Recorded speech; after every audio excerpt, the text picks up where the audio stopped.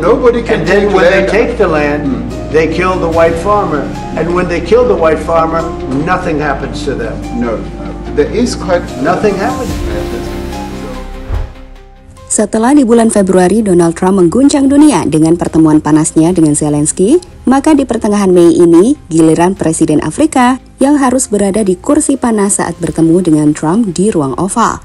Dalam pertemuan yang berlangsung kurang lebih 1 jam tersebut, terdapat tensi dan momen panas yang sempat dilontarkan Trump soal isu genosida di Afrika terhadap orang kulit putih. Ia menunjukkan video dan foto-foto genosida. Tapi apakah benar genosida itu ada di Afrika terhadap orang kulit putih? Seperti apa jawaban dari Cyril Ramaphosa, Presiden dari Afrika? Mari kita ulas hal tersebut dalam rangkuman berikut ini.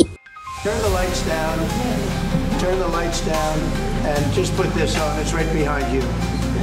Johan. From the president, from no one. We don't care. We can do whatever we want to do. Who are you to tell us whether to occupy land or not?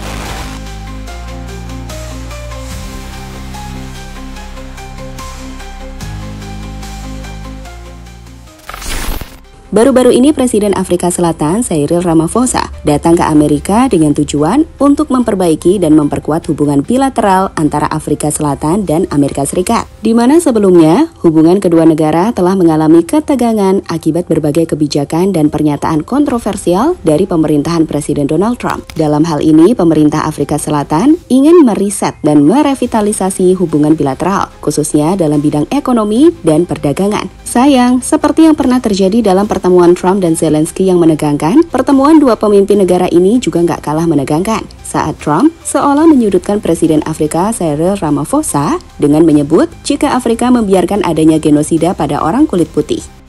Turn the lights down and just put this on. It's right behind you. Johan. There's nothing this parliament can do.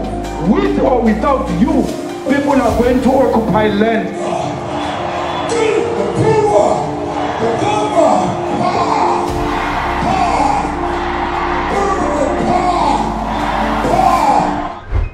Jadi, dalam pertemuan di Oval Office, Trump secara tiba-tiba memutar video yang menampilkan pidato Julius Malema, politician Afrika, yang menyerukan kekerasan terhadap petani kulit putih, serta rekaman ladang penuh salib putih yang diklaim sebagai kuburan para petani yang dibunuh. Trump menyebut ini sebagai bukti adanya genosida kulit putih di Afrika Selatan. Menariknya, beda dengan Zelensky yang menanggapi tekanan Trump dengan marah atau menekan balik, Presiden Afrika ini punya cara yang menarik untuk melawan Trump. Ramaphosa dengan tenang menanggapi video tersebut, dengan mengatakan jika itu tidak mencerminkan kebijakan pemerintah dan menegaskan bahwa Afrika Selatan adalah negara demokrasi multipartai yang menjamin kebebasan berekspresi. Ia juga menekankan bahwa mayoritas korban kejahatan kekerasan di negaranya adalah warga kulit hitam, bukan kulit putih. Those people were all killed. Have they told you where that is, Mr. President?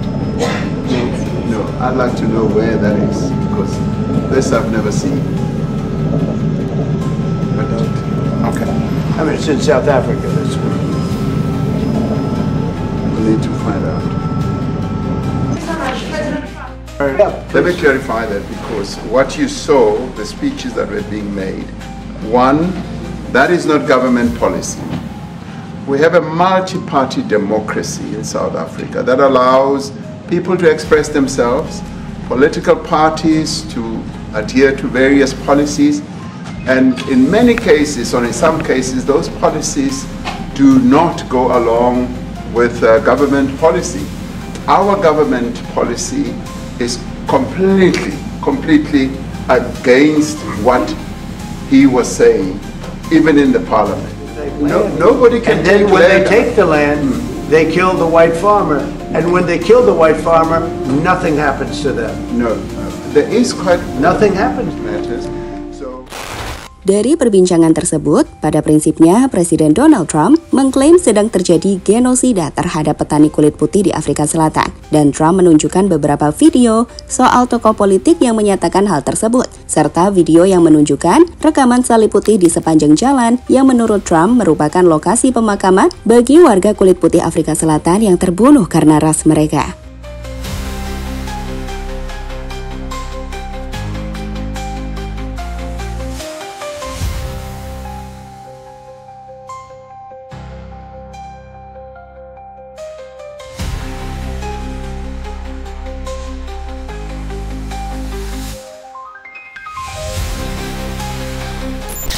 klaim video Donald Trump salah.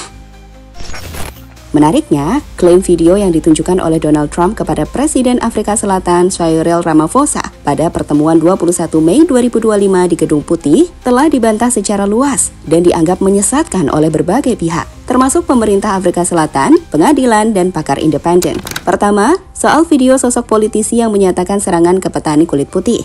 Sosok yang berpidato adalah Julius Malema, pemimpin oposisi dari Partai Economic Freedom Fighters, yang jelas bertentangan dengan pemerintah Afrika. Selanjutnya, soal gambar ladang penuh salib putih yang diklaim Trump sebagai kuburan massal petani kulit putih yang dibunuh. Faktanya, gambar ladang dengan salib putih yang ditampilkan dalam video tersebut bukanlah kuburan yang sebenarnya, melainkan simbol yang digunakan dalam protes oleh petani kulit putih Afrika Selatan pada tahun 2020. Lebih jelas, data resmi menunjukkan bahwa lebih dari 27.000 kasus pembunuhan di Afrika Selatan pada tahun 2024 hanya sebagian kecil yang terjadi di lahan pertanian, dan korban berasal dari berbagai latar belakang ras. Tidak ada bukti yang mendukung klaim adanya kampanye sistematis untuk membunuh petani kulit putih. Dan pada akhirnya, Afrika Selatan menyatakan bahwa klaim adanya genosida kulit putih adalah imajinasi yang jelas dan tidak nyata.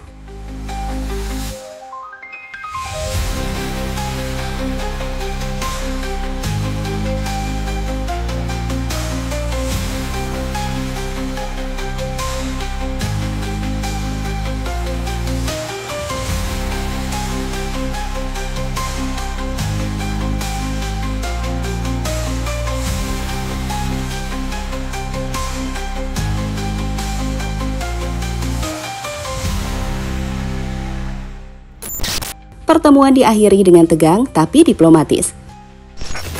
Pada akhirnya, pertemuan antara Donald Trump dan Presiden Afrika berakhir dengan nuansa penuh ketegangan tapi tetap dalam suasana diplomatis. Trump tidak minta maaf setelah memutar video kontroversial tentang dugaan genosida kulit putih. Trump tidak menarik pernyataannya. Ia justru menggandakan klaimnya dengan menyebut bahwa Amerika Serikat berhak berbicara ketika HAM dilanggar. Sementara Presiden Ramaphosa menolak narasi Trump dengan tenang, tapi tegas menyatakan bahwa Afrika menghargai kekhawatiran Presiden Trump. Tapi Afrika menolak narasi yang mengaburkan kenyataan dan sejarah kami. Pada akhirnya, pertemuan yang awalnya diharapkan menghasilkan kesepakatan dagang atau kemitraan investasi berakhir tanpa pengumuman hasil konkret. Dengan delegasi Afrika Selatan kecewa karena topik ekonomi tidak pernah benar-benar dibahas mendalam. Jumpa pers bersama yang telah dijadwalkan sebelumnya juga dibatalkan mendadak dengan alasan penyesuaian agenda. Meskipun berbagai media menyebutnya sebagai akibat dari suasana yang memanas.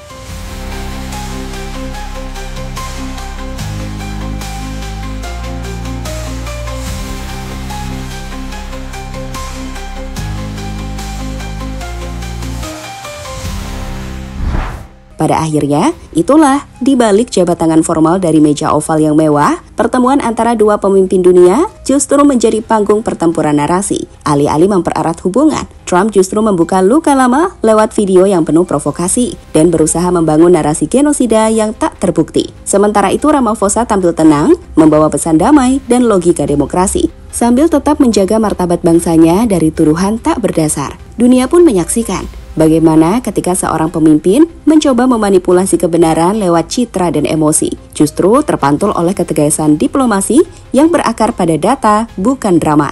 Pertemuan ini mungkin tak menghasilkan kesepakatan dagang, tapi satu hal yang jadi jelas, bahwa kebenaran tidak bisa dikendalikan hanya dengan video dan mikrofon.